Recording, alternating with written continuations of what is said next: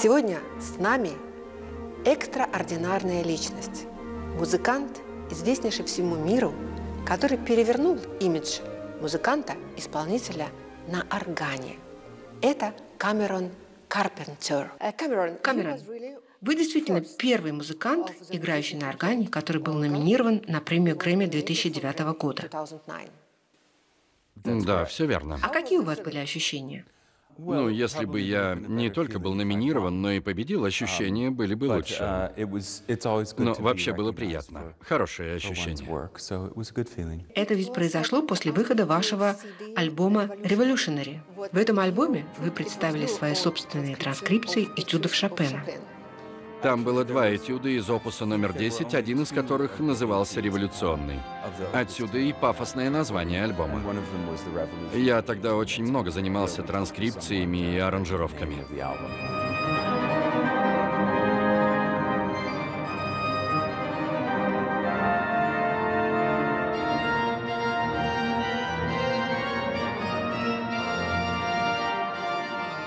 И еще там был Мефисто Вальс Листа и другие подобные вещи. Камерон, как вы считаете, Лист, Рахманинов, Шопен могли представить себе, что через 150 лет у кого-то хватит смелости, чтобы исполнить их произведение на органе? Полагаю, что Лист не сильно бы удивился. Он и сам сочинял для органа. Шопен?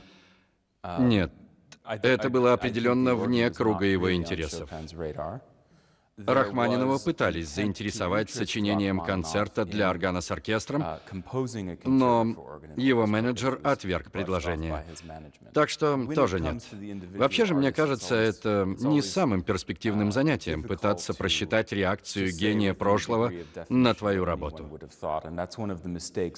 Многие музыканты этим занимаются, но мне кажется, это имеет не больше практического смысла, чем фантазии на тему, как те или иные политические решения могли бы повлиять, скажем, на исход войны.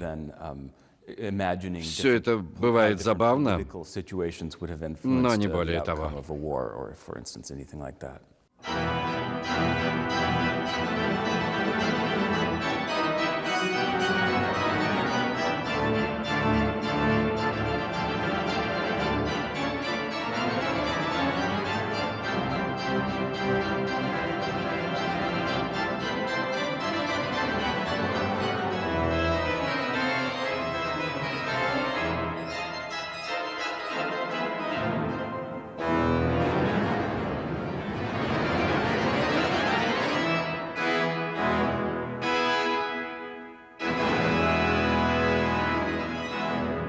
Для начала давайте обратимся к вашему детству и юности.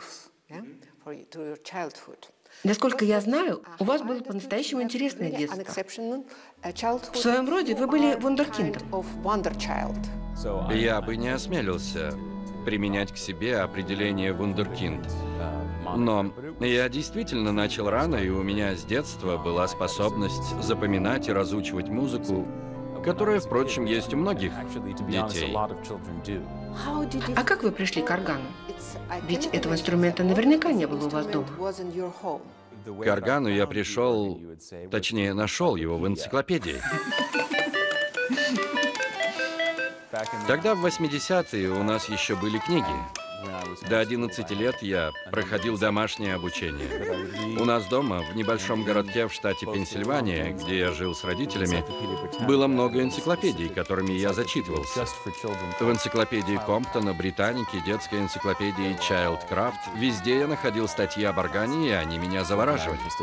Понятно, что детям интересно все, по крайней мере, умным детям. Но в моем случае интерес к органу перерос в настоящую одержимость. И так остается до сих пор. А параллельно вы играли на фортепиано. Все верно. А танцы? Танцы были. У меня не было ни малейшего таланта, но я танцевал на протяжении всей школы. В какой-то мере мне помогло это в игре на органе, в том, что касается работы ногами. Это же такое подспорье. И вы занимались этим с детства. Да. А какими, латиноамериканскими? Нет, ими я как раз не занимался. Легенда, что я занимался латиноамериканскими танцами, возникла из-за моей обуви. Дело в том, что я играю на органе в, по сути, обуви для латиноамериканских танцев. У нее довольно высокие каблуки, а сама площадь соприкосновения каблука с поверхностью меньше, чем у обуви, предназначенной для ходьбы. Со временем я понял, что эта особенность позволяет лучше передавать в мозг ассоциацию позиционирования ноги на клавиатуре. За счет этого, теоретически, можно играть аккуратнее и точнее. И при этом на вашей обуви всегда находится место кристаллом Сваровски. Это отчасти рекламный ход. Когда на ногах что-то необычное и гламурное, это привлекает дополнительное внимание. Но еще это часть моей биографии. В жизни у меня было несколько периодов взрывного личностного роста. Первый — это детство. Второй — когда я учился в консерватории в Нью-Йорке. Этот город оказал на меня огромное влияние. Там мне исполнилось 20 лет. Следующие 10 лет я тоже провел там. Это вся молодость. Я был тогда немного другим человеком. Вкусы были другими, способы самовыражения и, конечно же, стиль одежды. Кристаллы Сваровски тогда были важной частью моего имиджа. И они пережили тот период и в какой-то степени остаются со мной до сих пор.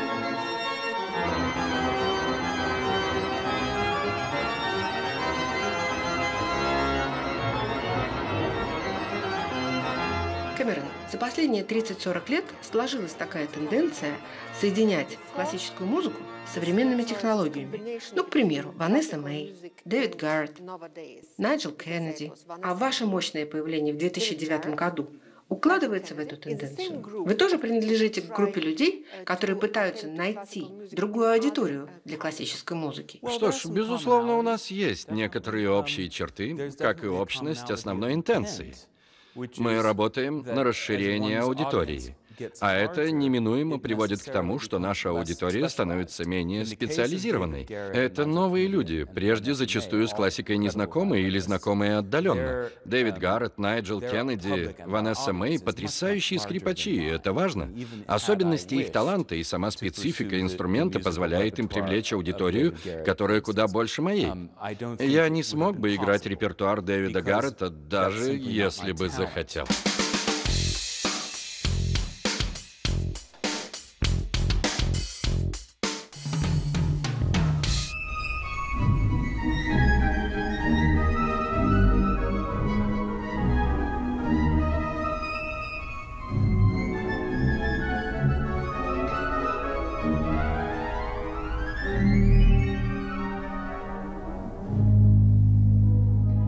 Не Несмотря на имидж революционера, я довольно традиционен. Только традиция моя восходит к 19-му, началу 20 века. Мы забыли, что в период от Листа до Годовского музыкантам славу приносили не только сыгранные ими виртуозные концерты, но и аранжировки. Кстати, Дэвид Гарретт, Ванесса Мэй и Найджел Кеннеди тоже во многом построили свои карьеры на аранжировках. Еще им, конечно, помогла сама скрипка. Этот инструмент позволяет принимать во время игры разные эффектные, легко опознаваемые публикой позы. С органом такое невозможно. Ведь мой инструмент занимает во время концерта 50% сцены. Тем не менее, между мной и этими музыкантами есть нечто общее. Ведь и моя цель тоже сводится по большому счету к тому, чтобы обслуживать публику, незнакомую с музыкой, которую я для нее исполняю. 2014 год. Вы создаете свой инструмент. Расскажите, в чем же отличие европейского органа от американского? Основная разница в электроприводах. Европейский стандарт — это механические переключения. То есть клавиши механически соединены с набором рычагов, которые, в свою очередь, соединяются с клапанами, открывающими доступ воздуха к трубам. Это доминирующий в мире подход к построению органов, но не единственный. Альтернативный ему — электрический. Первый орган с электроприводами появился еще в 1899 году. В Америке это изобретение пришлось ко двору и привело к изобретению особого типа органа, ставшего выражением духа американского экспансионизма. Эти новые инструменты стали значительно больше своих предшественников. Так как механические приводы больше не играли важной роли, различные части органа можно было располагать далеко друг от друга. Теперь его не нужно было загонять в единый корпус и запихивать куда-нибудь, например, в заднюю часть собора. Поэтому теперь эти целые регистры располагались там, где этого требовала акустика, по всему пространству собора, зала или даже частного дома, как это бывало в домах промышленных магнатов. Камерон, в последние 20 лет было построено очень много концертных залов. Это правда. И если это серьезный концертный зал, то там обязательно будет орган. Какого типа органы устанавливаются в залах сейчас? К сожалению, в плане имиджа европейские органы полностью переигрывают американские, и они доминируют. Возьмите любой новый зал в Китае или другой части Азии, и там наверняка будет немецкий или другой европейский орган, в большинстве случаев в очень старомодном исполнении. К примеру, Национальный концертный зал в Тайбэе. Там стоит орган, один к одному копирующий инструмент начала XVIII века. Сам по себе он прекрасен, но только совершенно не соответствует реальным исполнительским потребностям зала. И это не отдельный случай, а тенденция, иллюстрирующая общее состояние современной органной сцены. С одной стороны, орган всеми безоговорочно рассматривается в качестве короля инструментов. И поэтому любой претендующий на что-то зал старается его заполучить. С другой, его реальная исполнительская значимость в современных реалиях стремится к нулю. Зачастую установка органа в новых концертных залах является чем-то вроде социальной нагрузки, возлагаемой на местный бизнес. Такие инструменты потом ассоциируются с оплатившими их титульными спонсорами, мало используются по назначению, но служат эффектной декорацией для выступления оркестра и добавляют солидности залу. При этом сами по себе они могут быть прекрасными органами, замечательными инструментами. Вы предпочитаете играть на своем органе 2014 года? Да. Вы сами его спроектировали. К тому же у вас получился мобильный орган, который можно перевозить с собой, выступая в разных залах. Он так и называется – «Орган для международных турне». Его по моему собственному проекту под именем Opus 8 создала компания Marshall и Ogletree. Мы представили его американской и европейской публике в начале 2014 года, и за прошедшие 6 лет было 246 его полных инсталляций. Инсталляция — это когда мы приезжаем куда-то, готовим помещение, устанавливаем там орган, проводим концерты, разбираем его и уезжаем. А можно задать практический вопрос? Конечно. А сколько же нужно грузовиков, чтобы перевезти орган со всеми его атрибутами? Обычно это полуприцеп типа мегатрейлер. 1 мегатрейлер. Это сколько же тонн? Думаю, оборудование у нас где-то на 12 тонн, а может и больше. Мы добавили новые элементы. Теперь, наверное, все 18. В общем, вы меня поймали. Мне надо будет уточнить. Но суть не в весе, а в его уникальности. В основе это цифровой орган, но созданный специально для концертных туров. И при всей своей мобильности его музыкальная структура строго следует традициям американских органов начала 20 века. То есть это симфонический орган, который комбинирует голоса сразу нескольких механических органов в едином инструменте, что совершенно недостижимо ни для одного механического органа. По большому счету, это попытка создания универсального органа. При этом, что самое удивительное, у него есть свое узнаваемое звучание и свои специфические свойства. Как у Стэнбэй, мы не пытались сделать его похожим на все остальные. У него есть свой собственный голос и своя родословная, восходящая к традициям американских симфонических органов.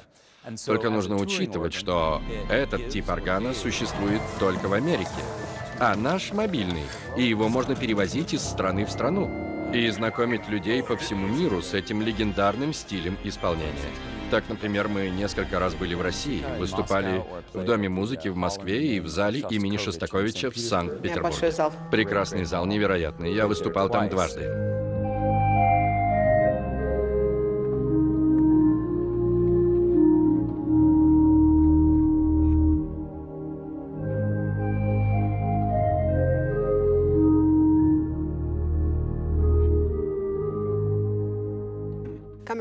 Кэмерон, я хотела бы поговорить о вашем репертуаре. Да. Особенно о его русской части. Особое внимание вы уделяете Скрябину, Метнеру. А что вас привлекает в них? В русской музыке, особенно фортепианной, есть какое-то особое щегольское изящество и страсть, которую вы не найдете больше нигде. Ну а русская исполнительская традиция от Горовица до Святослава Рихтера со множеством величайших имен настолько грандиозна, что в нее можно погрузиться как в отдельную вселенную и изучать всю жизнь. Я всегда был заворожен фортепиано. Для меня, как для клавишника-органиста, этот инструмент всегда был чрезвычайно интересен, и особенно в годы учебы. Я посвятил ему уйму времени. При этом, должен признаться, играть на нем я никогда не имел ни малейшего намерения. И более того, фортепиано всегда меня откровенно пугало. Но фортепиано я по-настоящему люблю. И большая часть музыки, которую мне хотелось бы аранжировать и исполнять, это фортепианная музыка. Или русская музыка, которая имеет глубокую связь с фортепиано, как, например, Шостакович. Я переложил для органа многие вещи Шостаковича, Прокофьева, Капустина, хотя последний украинец. Но первым из русских композиторов, кто действительно перевернул мое сознание, был Николай Метнер. Метнер — композитор, которого знают куда меньше, чем он заслуживает. Язык его музыки иногда напоминает язык музыки Рахманинова, но только он, мне кажется, более темным, острым и полифоничным. Эта музыка сложнее математически организована. И как раз ее структура и полифоническая сложность делает ее особенно подходящей для исполнения на органе.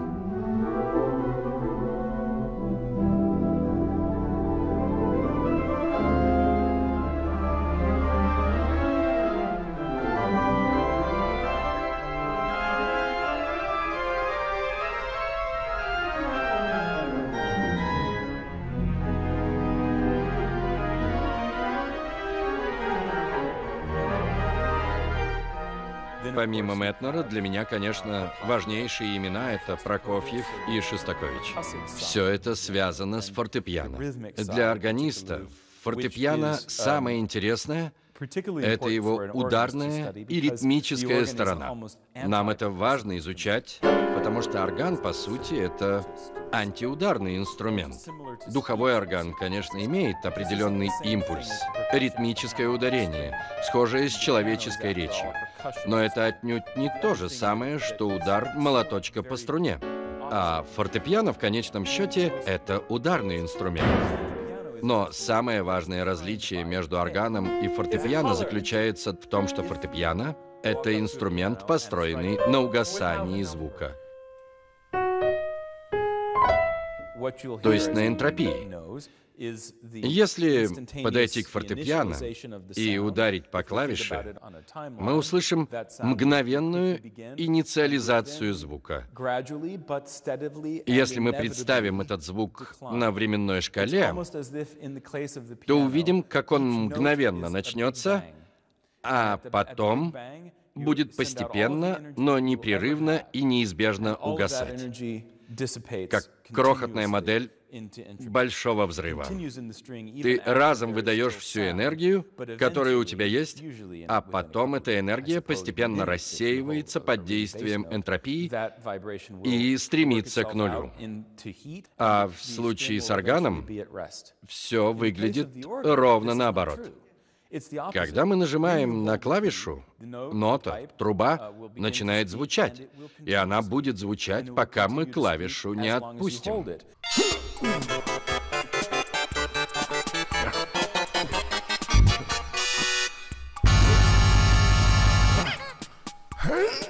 Это такой символ бесконечности, я бы сказал, вечности. Если я буду держать одну и ту же ноту на протяжении 2 часов, то эмоциональная природа звука и его физические характеристики останутся теми же, что и в первую секунду. Нас словно физически заставляют прикоснуться ко времени. Как сказал бы еще один великий русский писатель Владимир Набоков. «Прикосновение ко времени» — одна из центральных тем его, возможно, величайшего романа «Ада». И я всегда считал, что это идеальное описание игры на органе. Вы только что затронули тему литературы, и у меня ощущение, что вы чрезвычайно образованный человек. У вас широкие интересы в области литературы, искусства в целом. Я бы не рискнул утверждать, что у меня хорошее образование. Единственное, чем я всерьез занимался в жизни, вкладывая много сил, это музыка. Но я всегда пытался читать. Как можно больше читать о том, что меня по-настоящему интересовало.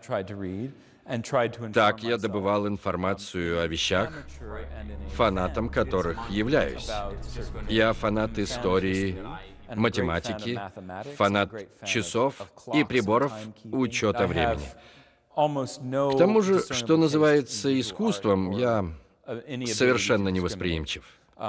Визуальное восприятие у меня практически отсутствует. И если вы меня станете расспрашивать об изобразительном искусстве, услышите то же, что вам мог бы сказать любой прохожий на улице. А музыке, по большому счету, тоже. В свободное время я музыку вообще не слушаю. А какую-то музыку вы ведь слушаете? Ведь без музыки невозможно. О, нет, тут вы совершенно не правы. Жить без музыки можно совершенно замечательно. Я это точно знаю. Музыка не является обязательной составляющей человеческой жизни. Это не более чем распространенное клише. Но так думают многие музыканты. Например, Теодор Курентис, с которым мы недавно общались, грандиозный музыкант и большой сторонник идеи, что без великих произведений музыкального искусства полноценная жизнь невозможна. Когда мы утверждаем подобное, мы забываем о людях вроде моего отца, который был инженером, изобретателем, прожил чрезвычайно насыщенную жизнь, но не мог отличить Бетховена от Баха или Брамса или Брукнера. И это если только ограничиться буквой «Б». Чем говорить о невозможности, я бы лучше повторил за Ницше. Жизнь без музыки — это заблуждение. Это точнее, потому что здесь нет утверждения, что без музыки невозможны другие искусства, Или, например, любовь, потому что все это недоказуемо. Мне лично, как музыканту, кажется, что это крайне безответственно и неприлично высокомерно утверждать, что то, что мы делаем, это вершина цивилизации, и без этого жить невозможно. Это неправда.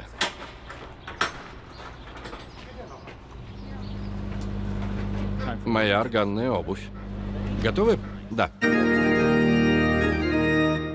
Давайте поговорим о абсолютно фантастическом социальном проекте, который вы придумали. Все, что нам нужно, это Бах. Вы имеете в виду наше коронавирусное турне на грузовиках?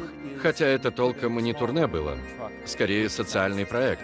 Мы поставили орган и аудиосистему на грузовик и стали ездить по Германии, играя перед небольшими группами людей на открытых пространствах. В основном в пансионатах для пожилых. Но иногда в парках и даже на небольших площадях. Я действительно играл только Баха. Мне показалось, что Бах — лучшая музыка для этого времени, исполненного ощущения глобальной катастрофы, особенно здесь, в Европе, когда мы вдруг осознали, что все это грозит огромными жертвами или, как минимум, вынужденной изоляцией, что тоже трагично. Мы, я и несколько моих коллег, решили таким образом сказать людям, что их не забыли, а еще продемонстрировать окружающим, что музыкальная жизнь не остановилась. Это тоже было важно. Я бы не хотел, чтобы этот небольшой тур воспринимался как исключительно альтруистический поступок с моей стороны. Да, альтруизм там тоже был, но если я кому-то и помог, то в первую очередь самому себе. Потому что на тот момент я отчаянно нуждался в доказательствах, что то, чем я занимаюсь, имеет хоть какое-то значение.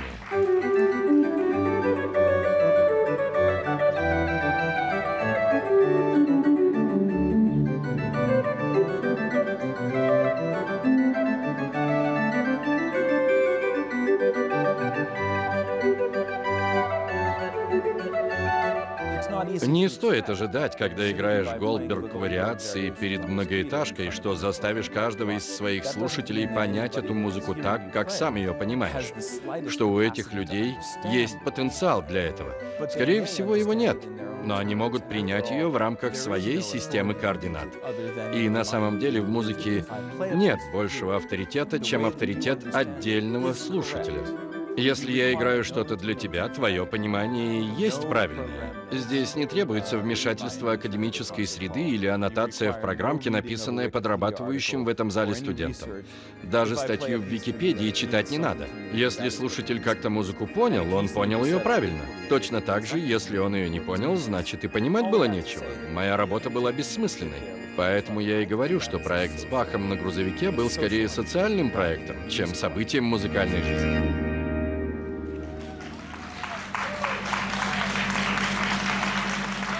Но мы сейчас находимся в такой ситуации, когда все имеет значение. Мы понятия не имеем, как она будет развиваться дальше. Вот вы, например, суперзвезда, потрясающий музыкант. Но даже вы сейчас остались без работы. Вообще-то я с большим сомнением отношусь к попыткам именовать меня суперзвездой. Даже в нашем тесном микрокосмосе классической музыки я весьма незначительная фигура. Что же говорить о мире музыки в целом, где классика до пандемии занимала жалких 2,7% от глобальной индустрии музыки. Очевидно, что любой музыкант, считающийся звездой в мире классики, в мире музыки вообще ничего серьезного из себя не представляет. Ну а с началом эпидемии как раз суперзвезды оказались наиболее уязвимы, потому что были сильнее всего вовлечены в коммерческие процессы, связанные с концертной деятельностью и звукозаписью. Когда все это неожиданно сколлапсировало, они остались ни с чем. Как же все это будет возрождаться? Не думаю, что возрождение вообще возможно. Вы считаете, это конец? Не то чтобы конец. Просто все находится в состоянии реструктуризации. Сами подумайте. Мир, в котором я мог ездить на гастроли с собственным органом ценой $1 300 000 полностью за свой счет, Разве этот мир может возродиться? И главное, зачем? Здесь мы подходим к болезненной теме. В мире до пандемии еще можно было рассказывать журналистам, что музыка, которую я играю на органе, необходимое условие существования нашей цивилизации, и что когда я играю Баха, я несу пользу обществу. Я никогда так не думал, но легко могу себе представить, что многие мои коллеги говорили что-то подобное, а журналисты радостно им кивали и не оспаривали этих утверждений. Пандемия эти заблуждения развеяла полностью. Конечно, останутся области, где небольшая активность на какое-то время сохранится. Но давайте не путать отчаянные попытки выживания, рудиментарные признаки угасающей жизни с полноценным функционированием здорового организма. Та скорость потребления культуры, которая была, та наша жизнь, которая сейчас поставлена на паузу, она уже не вернется. Через 2 или 3 года или через 5 лет. Когда жизнь придет к какой-то новой норме, наши потребности сравняются с теми, что есть у нас сейчас, во время паузы. И те артисты, а их будет много, которые не смогут адаптироваться и как-то продержаться, окажутся за бортом. Мне очень печально слышать все, что вы говорите. Потому что совсем не хочется, чтобы будущее выглядело так, как вы описываете. Но вы же тоже этого не хотите. Конечно, я этого не хочу, но это не вопрос желания и даже не прогноз на будущее. Это настоящее. Очень многие музыканты, и я среди них, полагаются на доходы, полученные за сезон. Я использую доходы за сезон, чтобы оплатить расходы следующего, и это позволяет мне работать. Если процесс остановить, все пойдет прахом. Нет, что-то все равно останется. Будут великие солисты, великие оркестры. Все будет как-то и дальше вертеться, но это уже будет сильно уменьшенная версия того, что было раньше. Хорошо, Камерон. Давайте так, в 2 словах. Самый пессимистичный и самый оптимистичный сценарий для вас. Бессмысленно гадать. Но если мне придется оставить музыку, я приму эту реальность. Это пессимистичный сценарий? Я бы не хотел уходить из музыки. Не думаю, что есть какие-то другие области, где бы я мог приносить такую же пользу обществу. И если музыканты вообще приносят ему пользу. С другой стороны, прямо сейчас у нас на глазах миллионы людей во всем мире теряют работу. Так что я не жалуюсь. Поймите меня правильно. Для меня принципиально важно быть правильно понятым. Я прекрасно осознаю, насколько редкой и привилегированной была моя позиция как музыканта. Насколько мне повезло. Сейчас появится множество музыкантов, которые вообще не смогут начать карьеру. А мне, благодаря моим усилиям и удаче, это удалось, и даже было несколько лет карьерного роста, которые принесли мне огромное удовлетворение. Воспоминания о них в любом случае останутся со мной, даже если я больше не смогу ездить на гастроли. За эти годы я смог создать свой орган, проехаться с ним по миру, записывал альбомы, привлекал внимание публики, которая, похоже, ценила мои выступления. И я очень благодарен за это, но не уверен, что смогу продолжать в том же духе. Чем я займусь дальше? Оптимистичным сценарием для меня будет возможность так или иначе заниматься музыкой. Если повезет, я буду и дальше зарабатывать этим на жизнь. Продолжу быть музыкантом, но в каком-то усеченном виде. Худший вариант, как мне думается сейчас, сидя в этом кресле, в костюме, на который я заработал, играя на органе, и который сейчас я бы себе уже не мог позволить. Так вот, худший сценарий — переезд в Северную Каролину, где живет моя мама, и... Не знаю, работа таксистом Uber или фитнес-тренером, или служба на муниципалитет города Уинстон-Сейлем в качестве почтового служащего, или любая другая работа, которую смогу найти. Но это не значит, что тот новый период моей жизни пройдет даром. Возможно, я стану лучшим человеком. Но не исключено, что мне не хватит способностей и сил, чтобы этот план осуществить. Об этом я тоже думал. Ничего не исключено, ведь наверняка найдутся люди, которым эта работа будет нужнее, чем мне, и которые ее больше заслуживают. Но если именно таково мое будущее, я готов его принять.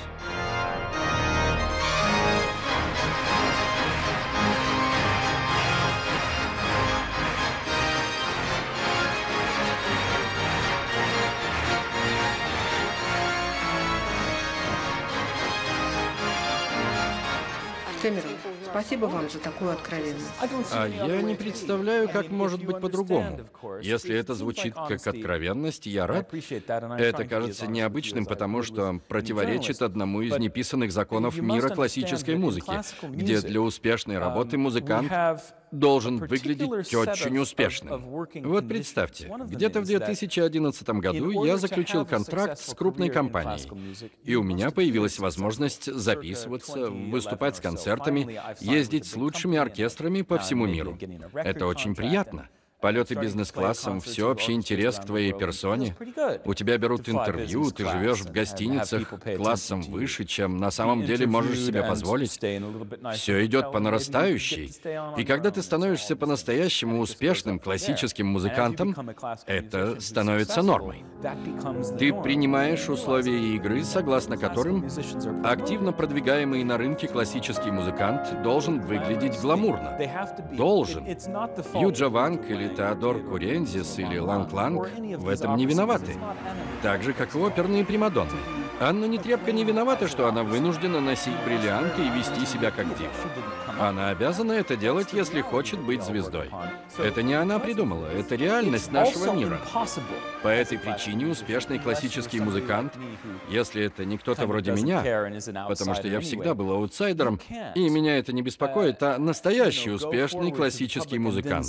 Он просто не сможет выйти к публике и сказать, что у него финансовые проблемы.